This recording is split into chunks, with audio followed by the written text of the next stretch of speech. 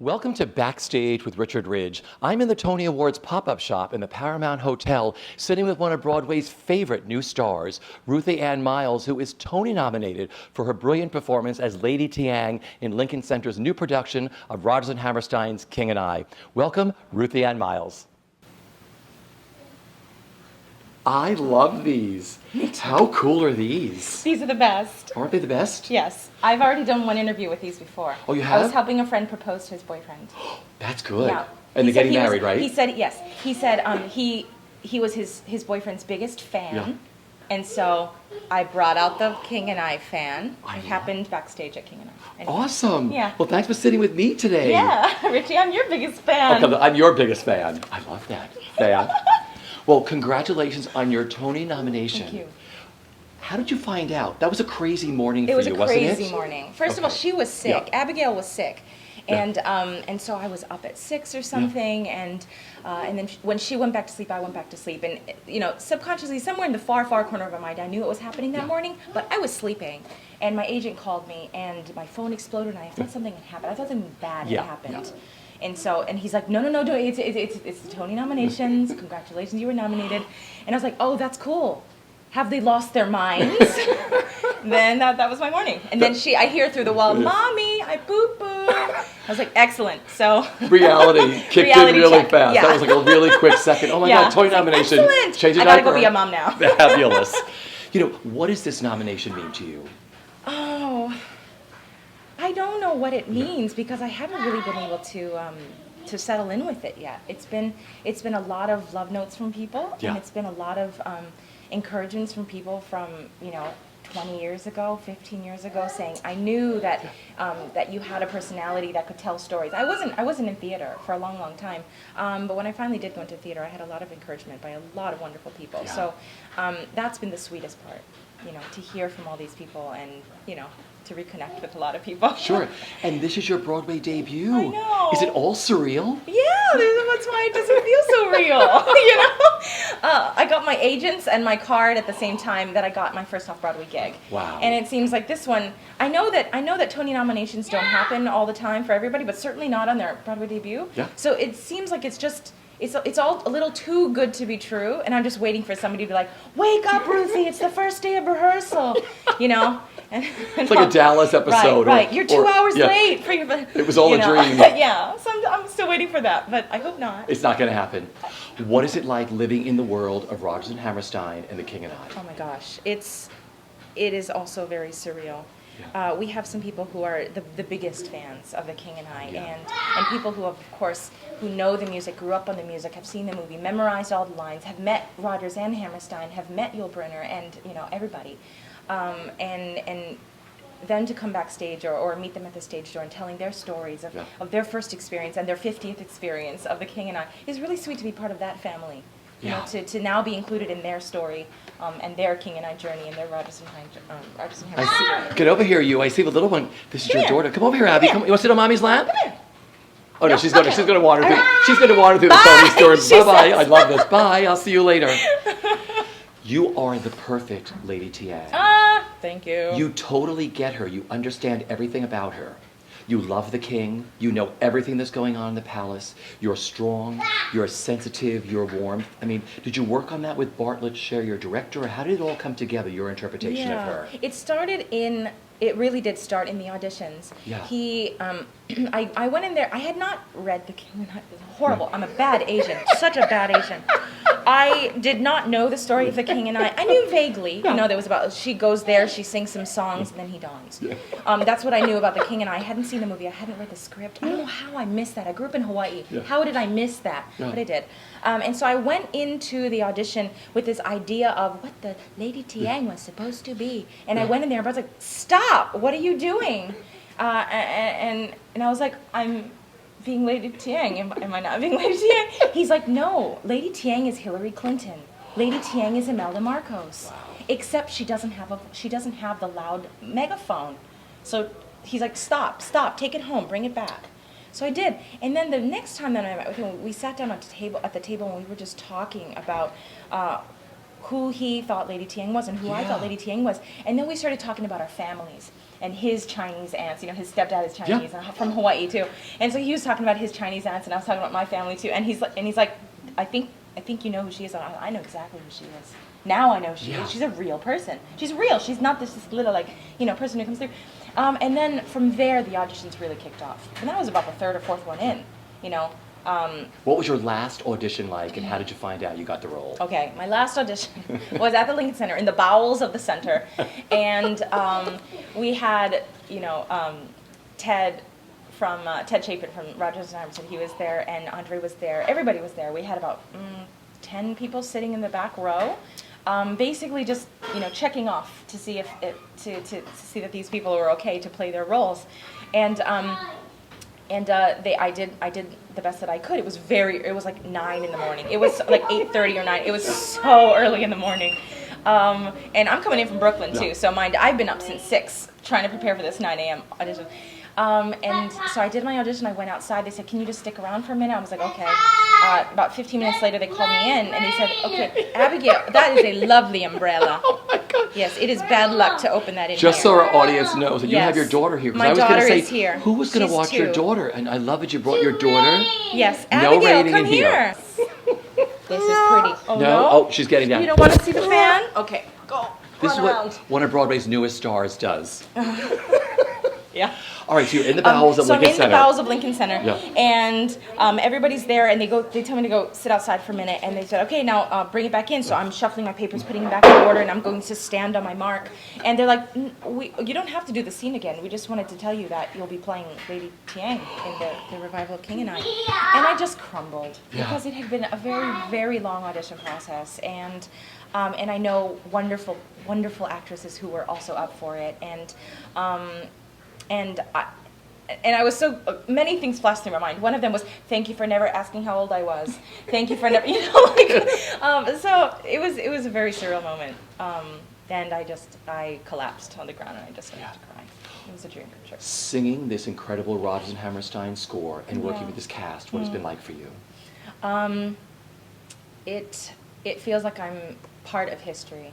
It's one thing if you're able to create a character from scratch, or if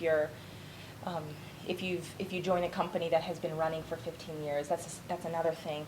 But to be able to go back and look at the original scripts and bring lines in from the original workshops, and then go to the bowels of Rodgers and Hammerstein and find music that has been lost and cut, and to be part of that process is really, really sweet.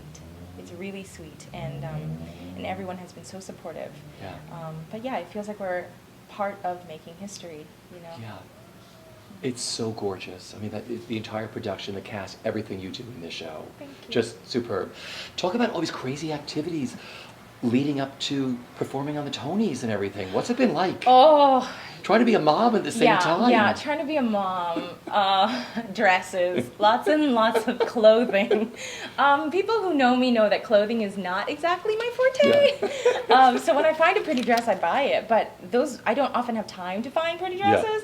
So I've just been wearing and recycling my dresses and different jewelry and hoping nobody notices. But it's been fun, and I've got a really great team of friends who come and help me do my hair and makeup. So, It's all every about one of accessories. these, yeah. Every one of these is just like a big get together with my friends. They help me look pretty, and then and they're like, "Okay, go have some champagne." Have some champagne. Have you picked your outfit yet for Tony night? I'm about to go have my fitting today. Later after this, Miss Ventura is going to put something on me in about 45 minutes. That is crazy. Anna Winter, one of her designers, right, is helping dress you for the Yes. big night. Yeah. Can you tell us anything, or is it still No, top secret? I don't know a thing. Oh, I love would it. tell- Richard Oh, of would course, tell she would you. tell me, right? But I don't know a thing. Yeah.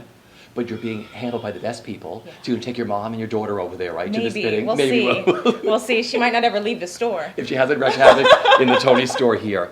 I read that you were always an ensemble girl. Yeah. And you were always happy doing that. I love being in the ensemble. Yeah. I always had been. The first thing that I was kind of plucked out of the ensemble was for Here Lies Love. And I was like, okay, if you want me to, I will. But you know. So I Because you had learned. gone in there for the ensemble, right? Yeah, I had auditioned for the ensemble of Here Lies Love, and it was maybe the third or fourth audition for that they were like, all right, we're just gonna have you read Imelda, and I was like, Yeah. okay, is it the same songs or like who's She's what's the up with lead. that? Yeah, I'm like, okay, sure. I think I sang. It was so funny. They asked us to sing contemporary. What was it? More classical sounds, but in a contemporary kind of way. Okay. I sang "Come Down from the Tree." Come down from the tree. Audrey McDonald, you Yeah. know this? So I sang that in a more poppy way. I don't know what I was thinking, but they were like, all right, this girl's either weird enough that she can play this, or maybe she's a hidden genius. No, I'm not. But yeah, they gave me a shot at it, and it was a lot of fun. It turned out to be a lot of fun. The only thing I wasn't prepared for Yeah. with playing, from going from ensemble, wonderful Yeah. ensembleness to being a The lead. principal, Yes. is the stress of being reviewed. I had never been reviewed Interesting, before. okay. And suddenly I was like, oh my goodness, they may hate me. Yeah. If they don't like the way I sing, they're screwed. The audience, they're screwed, because I'm going to sing for 90 minutes.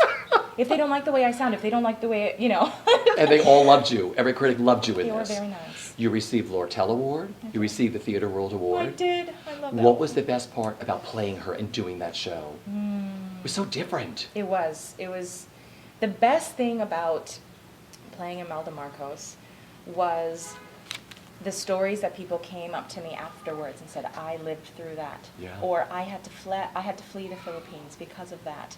Or my mom and dad fled the Philippines, but they didn't tell me the story until Yeah. they saw the show. So people's real life stories coming out and how they were affected by it. It did two things. It educated me, but it also broke my heart. And Yeah. it became harder to tell the story because I started to know real life examples of the consequences from these people. So it became harder and harder for me to play it. But isn't that great when you're creative? You can put that out to people and it unlocks a lot of things in them that they can then deal with certain Yeah. things. Yeah. That's what live theater does. That was really, that was gold. Yeah. That was the best. Yeah. Growing up, did you fight between studying the classics like Shakespeare and then musical theater classes? Yeah, I went to school to study Shakespeare. And I was at the Southern Oregon University where the Oregon Shakespeare Festival is. Yeah. And so my professors were directors and actors there, and that was what I wanted to do. Mask work and Chekhov work and rapier, and I thought I was going to be, the next big Shakespeare Yeah. star. And we did cabaret my freshman year, just to, throw a musical in the repertoire. So we did cabaret, and I was like, well, this is a lot of fun. And then we did a second musical my sophomore year, and I was like, you know what? I think I really do want to study musical theater. I didn't think that would be a degree that I would really ever use. And the name, Yeah. the degree itself sounds kind of, Yeah. I have a musical theater degree. I have, so I was like, oh, I'm not sure about that degree name, but I'm going to go study music for a while. And it's been a love affair. Yeah. Yeah. Do you remember, I hear your daughter again, I think she's coming back. Yeah. Do you remember that defining moment when you said, I think I want to be an actress, I want to go for this? Was there a defining moment? Yeah. It was my sophomore year at Southern Oregon University, and we were in a dance class, and we were doing some warm-ups, and it was we did have one dance teacher who taught all of his students songs from musical theater dance, so choreography from musicals. And I think we're doing something from Smokey Joe's Cafe. Yeah. And I was like, is all musical theater music like this? It's all like this, fun, and and it was so energizing. I just wanted to be around that music all the time, and that's when I started buying scores and just like albums and just completely immersing myself into that new culture that Yeah. some people have been lucky enough to be doing since they were 10. But it was about when I was 19 or 20 that I was like, I really Yeah. I want to do this, and then within a couple months I was transferred out of there. Yeah. And look at you now. Look at me now. I don't even know if that's the right arpeggio. It's a really good song, but whatever it is. If you could sum up the best part of the experience of working on King and I so far for you, Ruthie, what's it been? Okay, there was a moment when we were just a few weeks back recording our cast album. Yeah. And anytime that I wasn't, recording something, singing something, I was down with the orchestra, and they had hired 10 extra musicians. From a 29-piece, we had a 39-piece orchestra, and that, it was, to sit with that many people using their instruments to make one voice was just like floodgates of emotion, and it was so special. It's probably my favorite moment so far. How do you juggle both motherhood? I mean, people do it, motherhood and performing 8 shows a week. It's a whole different animal, isn't it? Because of that woman that's right over there, my mom. Yeah. That's how. That's amazing. Because I think your daughter's in the bar now. Yeah, my daughter's at the bar. She's getting a Shirley Temple, but she's at the bar. But my mom is so great. My mom knows me very well, and so she knows when I need. She knows which days that I need extra sleep on, especially after the double shows or something. Sure. And so my mom makes sure that I eat and makes sure that my daughter eats, and she takes care of both of us. Yeah. That's the secret. It's so great. That is the secret. We're going to play a little game, things we don't know about Ruthie Ann, okay? Okay. So here we go. Favorite piece of clothing you could never live without? Favorite piece of clothing I could never live without. I love my scarves. I have a lot of scarves. I have too many scarves. I have too many scarves. That's got to be it. We're going to cleaning up the scarf drawer? Yeah. I love it. Favorite comfort food? Ice cream. That was Is quick. that a real question? Okay. Come now. Okay. Ice cream, Haagen-Dazs. Okay. Any flavor. Any flavor? Any Okay. flavor. Household item, since you're a mom, you couldn't live without? Lavender oil. Oh, I like that one. Okay. It's on everything. She cuts herself, bruises, scrapes. Me, I use her for deodorant. It's also So that lavender oil. Lavender oil. Oh, I Everything. love that. I'm gonna start wearing that, It's a bug lavender oil. spray. It's Okay. a sunscreen. It's everything. See, moms know everything. Mix it with some olive oil or coconut oil. Yes. Lavender You should have oil. your own line come out. I should. Ruthie's lavender oil. Fabulous. Be a big sell it like it's Center in Milwaukee. Right here, Tony. With the Look King and at I that. fans. Yeah. Mm-hmm. Selling with these, right? Yes. Dream role you'd love to play. I don't know that. I get Okay. asked that a lot. But you're in the middle of doing that right now too, I'm sure. I am. But if you have any ideas, throw them my way. My dream roles. Yeah, Let's give me see. some dream roles. All right, we're going to work on this one. Okay, yeah. All right, lucky audition song. Lucky audition song. I do have to. You know what? I like singing Rubber Ducky. Rubber Ducky, you're the one. It's my Really? favorite. I love that song. It's, yeah. Anybody can play You it? can do it any old way Yeah, you so- want. It can be a little naughty song. It Yeah. can be a little fun song. It can be anything. I love Yeah, that. yeah. Okay, dream vacation spot. You know, I've never been to Seychelles, but I would love to go. Okay. I think that would be fun. Just off of Madagascar. Yeah. Just a nice quiet place where you can be naked and nobody knows. Heels or flats? Oh, flats. Flats. Being a mom? Because of that other show. It ruined my feet. I was in 6-inch heels for 90 minutes 8 times a week. So now, if I can help it, I am always in flats. You're in flats in this show And too. I am barefoot in this show. Barefoot flats. Yeah. Barefoot feet. The best. Okay, my final question is, what is the best bit of advice that you've been given, either personally or professionally, that you live by? It's not about you. It's that simple. It's that simple. It's not Yeah. about me. You're Yeah. telling a story. It has nothing to do with me. You know, if a friend is hurt, don't make it about you. Yeah. If a friend is happy, don't make it about you. It's never really about you. I wish you the very best. We are Thank so you. there on June 7th. I Thank wish you the best you. of luck. I adore you madly. Get over here. Mwah. But that-